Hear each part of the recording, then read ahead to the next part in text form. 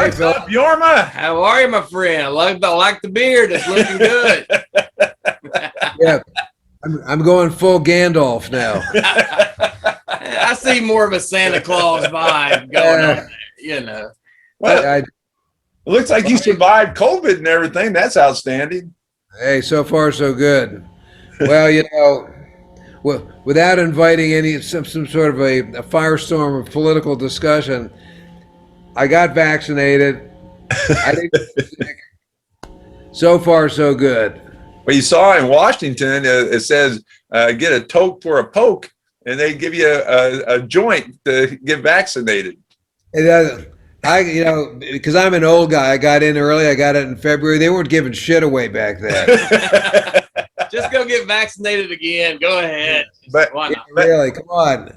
We're the free gifts, you know.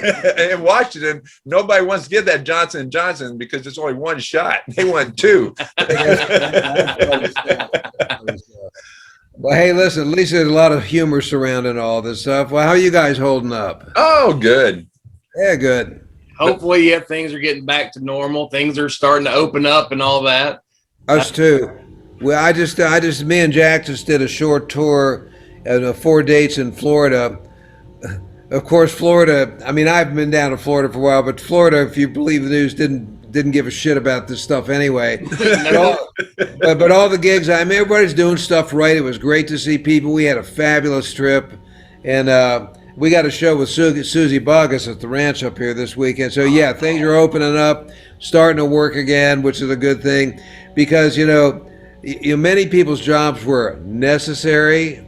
Sad to say, my job was not considered necessary, so I was pretty much unemployed for a while. Is that? To some of your fans, it is absolutely necessary. Well, God bless them. Well, anyway, it all seems to be coming back to earth again, and that's a good thing. Well, obviously, you know who you are, but a lot of the fans had some questions. Sure. Being started, Jefferson Airplane, Hot Tuna. You're talking about touring. You're still touring right now. How many cities are you planning on doing over the next couple of months? Well, right now, obviously we haven't done much touring for the past year for the obvious reasons, but I've got a tour coming up in next month in a couple of weeks, and it looks like we're going to be doing maybe 2.5, 3 week worth of tours. I should know all this stuff. If you can go to www.jormakaukonen.com, and it does know all this stuff. But then Jack and I, we've got a fall electric tour planned in November. We got a bunch of stuff at the ranch, so things are opening up slowly touring wise, but they are opening up, and we hope to be back in full swing by fall. That's for sure. But I tell you, I've been doing a lot of watching your these festivals you was at, especially the Monterey Festival. That was amazing. That was probably a once in a lifetime event. Sure. A lot of you guys were still new on the scene and everything, like with the Jimi Hendrix, the Who. That was amazing. Yeah. It was like you guys were just jamming together, and it was awesome looking. That's such an interesting festival on so many levels, because it was the first. I mean, I know it was the Monterey Pop Festival, but it was the first real rock festival. Like we'd done the Monterey Folk Festival, or I did the Monterey Folk Festival before, and we'd done the Monterey Jazz Festival, but there had many like rock and roll festivals, so that was a big deal because of that alone. And the other thing is that if you looked at the movie, I mean, if you looked at the variety of artists they had, I mean, Otis Redding, Ravi Shankar, us, Janis, the Who, Jimi Hendrix for the first time in the United States. I mean, all that stuff. I mean, I'm not sure that a modern audience today would tolerate that much different. I mean, you know what I mean. It's like. And they played for free, right? Pardon? They played for free, right? That all went to charity, didn't it? I believe so. Yeah, I believe so. So the other thing is that relative as if you think about a festival like Woodstock, obviously, but Bonnaroo, any of these big festivals. The Monterey Festival was really small. I don't know how many people were there, but I'm guessing, it's hard to say because the Monterey Fairgrounds is kind of small. I'm guessing maybe 15, 20,000. This is a total guess, I could be completely wrong. But I remember the fairgrounds as being, so small that you could walk around, like they had the stage at one end of the fairgrounds, and then you could walk around, and there were all these little sub stages and little booths and stuff. You could see the whole thing probably in 10 minutes. Oh golly, you know, sorry for interrupting. And then they made the movie too, which was a huge thing. It's like, you know, I was doing an interview with this guy from Scotland earlier today, and I was saying the first time we heard one of our records played on a radio station. I mean, kids don't care about that today, but back then it was like a huge deal. You know? Sure, absolutely. So to have your record play and then to be in a movie, really. So where were you when the first time that you heard yourself on the radio? I know exactly where I was. I was in San Francisco, and the first time I believe it was I was probably running around this world. I think that was, or maybe it's No Secret. I can't remember. But anyway, it was on KDIA Lucky 13, which was pretty much more or less a rhythm and blues station.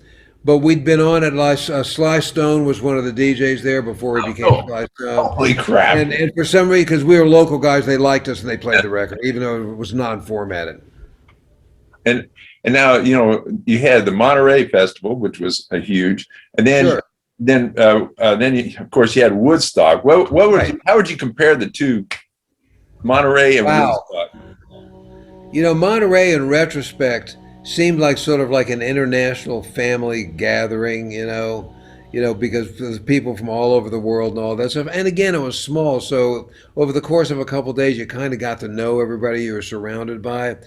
Woodstock, of course, you know, I was talking with the guy from Scotland about it earlier. I mean, you know, Woodstock, maybe one of the most iconic festivals ever. They've been other large festivals, but there's just something about that one. But if any of us guys today were to work a festival like that today, with these zero amenities that one had, including extremely limited and mostly non-functioning toilets, it'd be like the worst gig you ever had. It's like, this gig sucks. I'm never gonna, you know. But because it was Woodstock, it was like one of the best gigs ever. You know, it's just. I mean, I remember we went to see Chip Monk, one of the guys that was the stage manager, was a friend of ours. So we went to the Woodstock site a couple weeks before the festival, and I remember the stage was like really modern. Remember they had the rotating stage, Yeah. which broke after the first act. I mean, but when we saw it, yeah, the rotating stage and the this and the that, it's going to be. I mean, it looked like, wow, this is going to be incredible, and of course it was incredible, but not in the way they planned. So when you were playing that, did you appreciate the magnitude of these venues at the time, or was it just, you know, another day? Absolutely.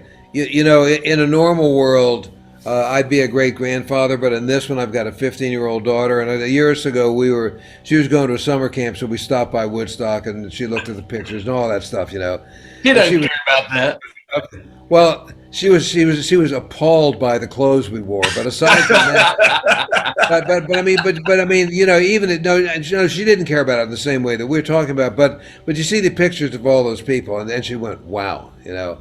And I go, yeah, wow. I mean, you know, the energy that you get back from a crowd in general is so important to those of us that like to play live. And the kind of energy that you got from a crowd that big, I can't even define it, you know. And then you had to answer the mysterious question, Dad, what's LSD? Yeah, well, the interesting thing about the kids today is well, of course, they think they know everything just like we did, but they know all about that stuff, you know. and of course, you know, you'd like to tell them, well, listen, sweetheart, you know, the only real LSD was made by Owsley, so you can't even get that stuff. But then you had you had these Monterey and Woodstock was love, rock and roll, and everything. Yeah, absolutely. Then you had, what was that? The Altamonte. Altamont, yeah. Oh my gosh, I watched that again and again and again, and it just cracked me up. Yeah. You know, you think about that Altamont Festival, and you know, people, you know, journalists that write about it, they like to say and the end of the '60s was at Altamont. Come on, guys, you know. I mean, there's a lot of blame to go around for Altamont, and that's probably not a discussion that we need to have. But first of all, you know, you've probably never been to the Altamont Pass. I've driven over there many times when I lived in California, and every time you come from LA to San Francisco, you drive over it if you come up I-5. And now it's wind farms. That place was designed for wind farms. I mean, the wind is relentless. I mean, it's like a sort of like a high desert nothing, you know. And to think about doing something there anyway was ridiculous. And then just everything about it. I mean, the stage only being 18 inches high, and I mean, but the other thing. I'm sorry. Go ahead. Who came up with the idea of having the Hells Angels there? Well, it wasn't me, I can tell you that. I don't. The answer is I really don't know. But the other thing too is, I mean, you think about a free show. There's, like I said, a lot of blame to go around. You got to blame the audience for. I mean, listen, the Hells Angels was probably not a great idea. The location probably not a great idea, you know. But you know, the audience, it was just a free show. People demanding all this stuff. I mean, come on, guys, really, you know. I mean, obviously, if that gig had worked out, everybody would have been a hero. But it didn't. I was like, yeah, you just missed it. Just missed it. Yeah, they came a little short of the mark on that one. But if you saw the movie, it's been a while since I've seen it, but when all that stuff is going down with the Angels and Marty getting into a fight, foolishly getting into a fight with the Hells Angels, a lot bigger than him. So Jack and I never stopped playing. You know, when I'm teaching, you know, in my guitar classes and stuff, for guys that play it, I go, listen, the cardinal rule for all of us who play out is no matter what happens, no matter how horrible it is, you never stop playing. That's the deal. And I remember the only time we finally stopped playing is when the fight expanded and we got pushed over on the drums. Then we stopped playing. And Grace Slick just kept saying, easy, easy. You know, Grace and I talk occasionally, and I'm going to have to ask her. Listen, people go, were you scared? I went, shitless. Did you see my pants? Come on. Was it sweat? Tough. Now you're talking about guitar lessons. You still give guitar lessons on a pretty regular basis, don't you? Yeah. So you know, I'm talking to you. You can see in the background. This is our library here at the ranch, and you know we've been. I own 126 acres in southeast Ohio, which is the Appalachian foothills. So there's a lot of hills and stuff. Most of my property is wooded, thank God, because it means you don't have to mow it. And you know, and there's like little creeks and all this kind of stuff. Anyway, so we've got our Fur Peace Ranch here, and we have, I guess now we have probably 29 or 30 buildings. We got cabins. Obviously, with the pandemic, we were shut down most of last year. We did some stuff. Well, we sort of kept going with the Zoom lessons, but next month we're back where our students are coming back again, and the deal is, you know, I'm in a rural county. I've been in a county with less than 20,000 people in it. You live in Arkansas. I know you can relate to counties like that. That's a metropolis here. I get it. I totally get it. And so we're a destination, not a waypoint, you know. But so when people get here and like to get up to our piece of property, there's a township road which just got paved like 3 years ago. Oh my God! And you know, given the right time of year, you needed a 4-wheel drive to get up that driveway. No. But anyhow, yeah. So we have guitar teaching. We've got a little theater here. We're doing live shows. We had a video production thing, so we were able to do our quarantine concert video stuff, and so we're able to keep in contact with all you guys out there in some way. But actually, you know, to get back into the game and to see live people again, I'm looking forward to it. Now, before, you know, we'll be amiss if we didn't ask this question. I know you've been asked a million times. Far away. Tell our folks out there how you guys started with Jefferson Airplane. Sure. Well, you know, you think about to set the scene of how I got started. Imagine some kid whose parents paid for him to go to the Berkeley School of Music, which is a fantastic facility, don't get me wrong. Or there's a similar one down in Miami, et cetera, et cetera. Like any college, it ain't cheap. Okay, so now you go through this stuff and you graduate and you're talented and you know all this stuff.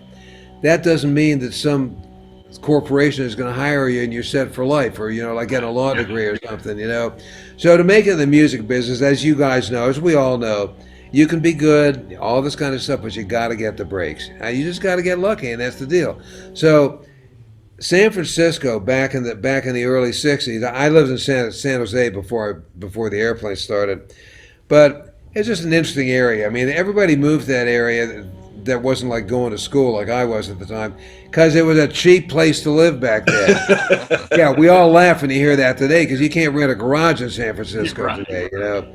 But anyway, it was a cheap place to live, and it was cool, and there was this kind of like, there was always like something going on even before the hippie thing. So when I moved out there in '62, there was a huge like a folk scene going on. The people were from the whole area. Garcia was holding court in Palo Alto. There were people in Berkeley. I mean, all the different communities around there had their own scene, and everybody kind of knew each other and all this kind of stuff. Well, when the rock and roll thing started, Kantner had moved to San Francisco.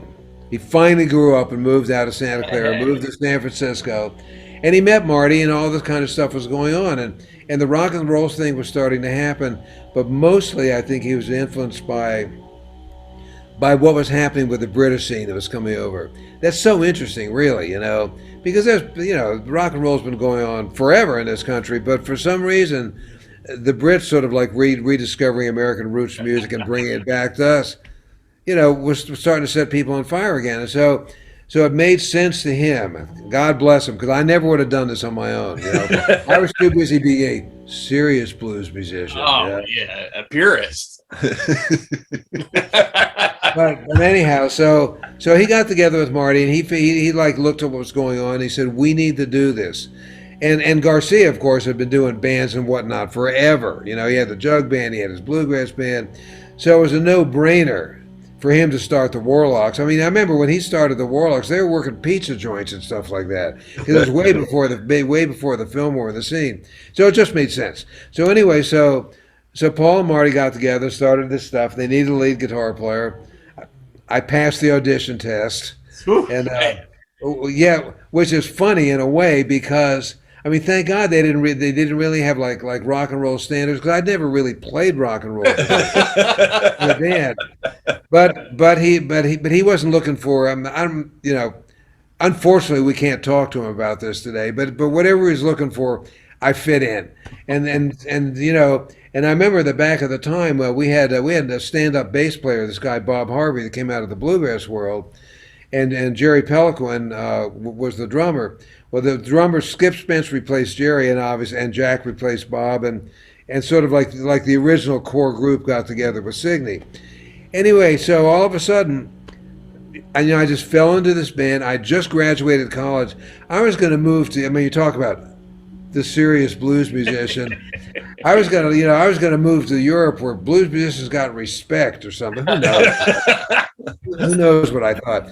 But the airplane started. I got in the band, and one thing led to another. I mean, I got in the band in the summer of '65. We played our first gig at the Matrix on Friday the 13th, 1965. And we had a recording deal, and we're recording before the end of the year. Wow. I mean, you guys know that just never happens. I mean, we just really got lucky.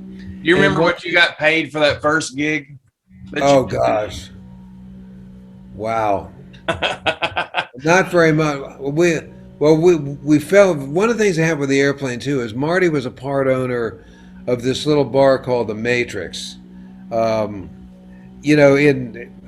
They probably got a new name for it, but in the '80s it would have been like a yuppie bar, And so, and somehow we sort of became like a sixth owner, and we were going to be the house band. Sweet. So So what that meant was we got free beer and we didn't I get gotta say paid. free beer and pizza. There you go. Yeah.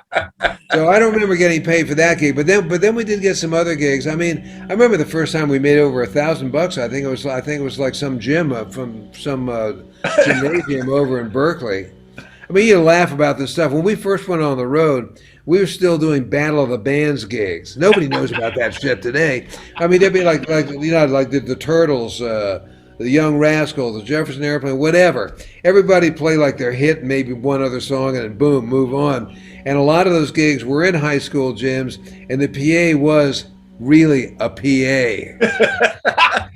That's awesome. You gotta love it. Yeah, you gotta love it, really. I mean, it wasn't, Jack and I, it wasn't that much different than the gigs that he and I played in high school, except you got paid a little more. Did it really change a lot once you got Grace Slick on? Yeah, Grace was a game changer for us. I mean, Signe was great. We were talking about this with a guy the other day. Takes Off is a folk rock album. Sir Electric Pillow is a rock and roll album. Sig was a great singer, but Grace brought something else to the table. I mean, aside from the fact from what a great singer is, we take women artists for granted today. There's so many powerful women artists. I mean, we don't even think about it. It's just like, yeah, she's great. Yeah, she's great too. Billie Eilish. Yeah, great. Whatever. But back in those days, to have a woman as a strong personality, outspoken, it just wasn't done. Today, it's like everybody, opinions are like assholes. Everybody's got one. And they're no better than we are. So Grace, when Grace burst on the scene, utterly outspoken, no verbal boundaries whatsoever. By the way, she still doesn't. And that trick voice, she had a fantastic voice, and she was pleasant to look at also. I know it's dangerous to say that kind of stuff today, but she was a beautiful woman, and that didn't hurt either. And you got her for a steal. I think it only cost like $750 to buy her out of her contract. Seemed like a lot of money at the time. Are you sure she's worth it? No, I mean, no. Once again, we really got lucky. I mean, everything happened, and she brought 2 songs to the band, "Somebody's Love" and "White Rabbit," which were huge hits for us. I mean, our 2 biggest hits weren't written by us, and honestly, they're the reason we got in the Rock and Roll Hall of Fame. Really. That's a cool, distinct. I mean, that's a big award. Do you remember that night? I mean, was that a very, very absolutely? I remember in the earlier days of the Hall of Fame, a lot of guys sort of dissed it. I thought it was a huge honor, and in our class, that 96, I think it was. Pete Seeger was in that induction in that moment also. We were such huge fans of his growing up. What an honor it was. And I remember not long after that, Jack was doing an interview with somebody, and he goes, "When we were kids, we always wanted to be in the Rock and Roll Hall of Fame." And I told him, "Jack, when we were kids, they didn't have the Rock and Roll Hall of Fame." But I know exactly what you mean.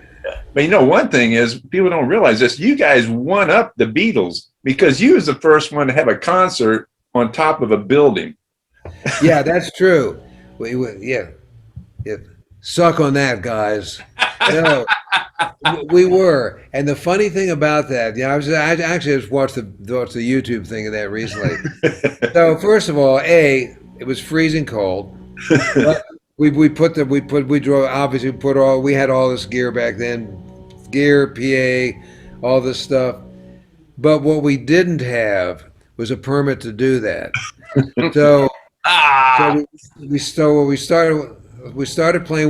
It was supposed to be part of a movie that the French film Jean-Luc Godard was making, and I think Pennybaker was shooting some footage for him too. So anyway, we had big plans. So we started playing. We're loud. Marty's yelling, "Wake up, New York, you fuckers," or whatever it was, and all this kind of stuff. Well, then, of course, somebody calls the cops, and so I think we finished the song. It was a long song too. I think it was "Crown of Creation." Finished the song, went downstairs, and came out on the street. There's cops everywhere, and I remember the cop goes, "Who's the leader of this band?" We all pointed at Marty. And not me. What Put band? I don't know. put him in the car, took him away. No, did they really? Yes, they really did. And we've never seen him since. We sprung him. We bailed him out. Boy, I mean, he had a hard time. First it was a Hell's Angels, now this. So we know his role in the group, scapegoat. Yeah. There's a blues song. Well, of course, Jefferson Airplane, Hot Tuna. You're still performing now. Are you doing more of just the Hot Tuna stuff, or do you still do some Jefferson Airplane songs? Well, Jefferson Airplane, of course. When we quit it mutated into the Starship, but we do. Some of the songs that I wrote that we did with the airplane. Like Good Shepherd or Trial by Fire, some of the later things. Of course, those are part of my repertoire. But recently, I wrote a song for Marty that's on Volunteers called "Turn My Life Down," Okay. and it has a lot of range. I wrote it specifically for him, and he just does a killer version of it on the album. But I got to thinking about it with this quarantine shit. We've been doing these shows from our thing. I said, I can figure out a way to do that. So Jack and I have started doing that song. So yeah, we do ones. I mean, obviously, Marty, obviously I'm not going to sing a Marty or a Grace or a Paul song because that's just beyond my capabilities. But the ones that I can do, we dredge them out every now and then. So the new one we've dredged out is a song called Turn My Life Down, and it will be making an appearance. That's awesome. I mean, you've been nonstop for 50 plus years. I mean, not only the music, I mean, you've got a book out that you wrote. I mean, your memoirs, what was it? I mean, that was an incredible read as well. Did you enjoy doing the book? I mean, did you like that part of it? I really did. What I always say we talk about a book is, and it's got a happy ending. Yeah. So I've been writing, I've been sort of like journaling or whatever for years because I like to write. But there's a big difference between noodling around and actually writing a book. So when we got the book deal, I spent a couple of years working on that, and I really enjoyed the process. There's funny stuff you remember and stuff you don't remember and whatnot. So strangely enough, hey, the good news is I have no secrets anymore, so it's okay.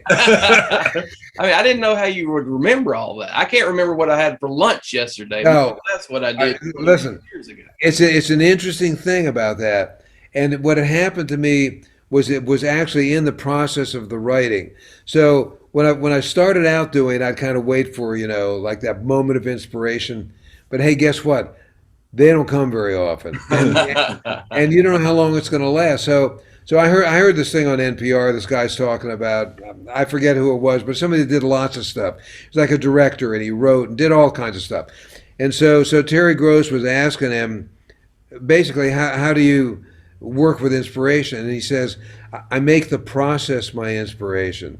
I sit down and I make myself get into it. And I went, yeah, that's a good idea. So that's what I did. So I would make sure that I'm not going to be distracted. You can't write around your wife or your kids or any of that stuff because she wants the trash to go out or the dog needs to be walked. I mean, because for me, once the flow starts, I got to sit on that baby until it's done. So I'd find a space, find a place. I wrote a lot of it on the road because you spend a lot of time in hotel rooms. But, again, I've got the ranch and stuff. And so I just sit down and I'd make myself start writing. And I just wait until the flow started, and then I just do it as long as I could. And then usually the beginning was part of to me, obviously part of the finding the zone, and maybe I'd shit can it, But yeah, so I just actually made myself do it. Because it's amazing that time, like in the late 60s and that you can actually, with the drugs and all that stuff, it's amazing. Some of that you can remember. Yeah. Well, one of the things is it doesn't hurt to have something that jogs your memory. So, and so for me, one of those things is you need to think that there's nothing like music for me from any given period. It's like I hear a song and I'll know exactly where I was when I first heard it the first time and stuff like that. So I use stuff like that, or maybe a photograph or something, and just kind of let your mind go into that zone and try to recreate it for long enough for you to write about it. And what's cool, you mentioned music. Obviously, you have kind of a certain sound that everybody would recognize with Hot Tuna and Airplane.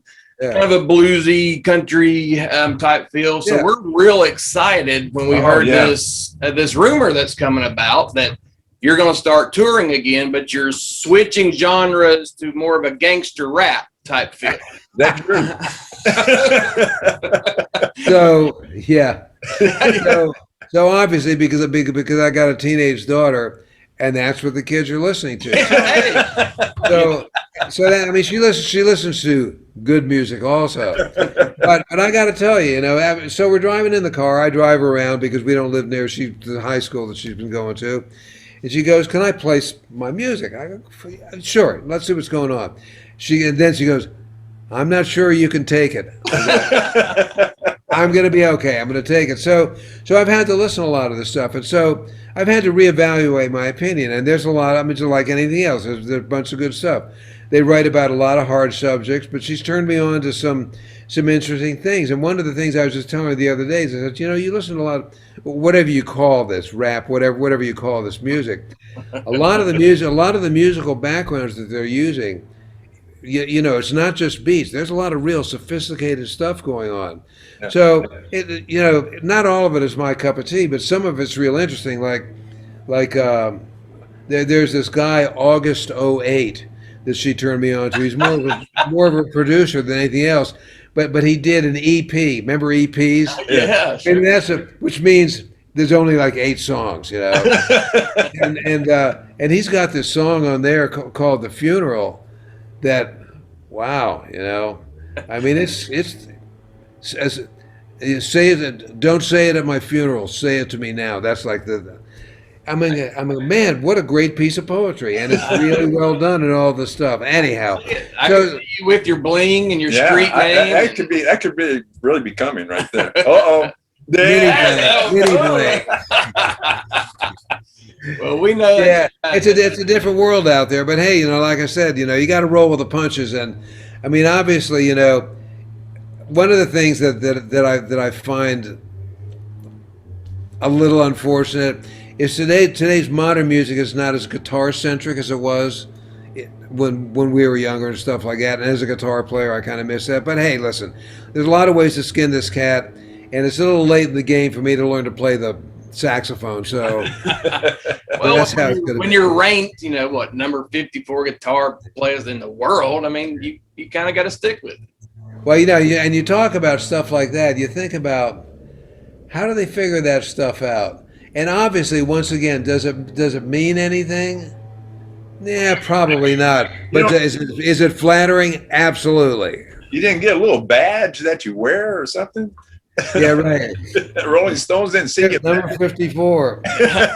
You don't tell your kids that? Go to your room. Why? Because I'm number 54 in the world. Yeah, that's not going to work real good.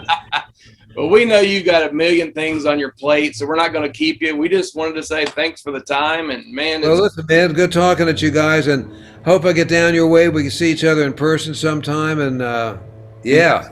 We can hook you up with some of the best ribs and beer. Now you're talking. You're paying for it. Paying for it.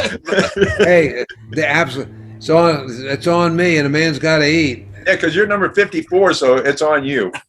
Yeah, that's right. Hey, listen, if I was 53, it'd be different. Exactly. Hey, so speaking of that, before we go, there's a Rolling Stone issue. I guess I forget. I've had it in my RV for a couple of years now, so it's not yesterday. It's one that's got Springsteen on the cover. Anyway, so it's the 500. They've ranked the 500 greatest 500 rock and roll albums. So Sir Isaac Pillar made it in there. It was in the high 400s. But we got in there. Nice. Well, now you're just bragging. Yeah. So, God. I am bragging. But we can't fit you on our screen anymore. That's why you got that Lifetime Achievement Award for the Grammys. That's exactly what we're talking about. Well, listen, man, believe it or not, I've got Justin, our drummer from Hot Tuna, who's also a producer and an engineer. He's down here, and we're actually going to record a song together. Fantastic. So I'm going to get on that. Great talking to you guys. Have a great day. Have a rib on me, and we'll talk down the road. Thank you so much. Take care now. Be safe. Yeah, take care, guys. I'm out of here. Okay, bye-bye. Bye-bye. There we are. Man, that was outstanding. That was really a piece of history. Jorma, He's funny as that guy's 80 some years old. I know. I mean, he's in better shape than we are, I think. I mean, I don't remember stuff from the early 70s. No, I mean, really, I don't know what I had for lunch yesterday. And I mean, they were throwing acid into the crowd and stuff like that. Their electronics person made acid. What was that? What? Epilepsy.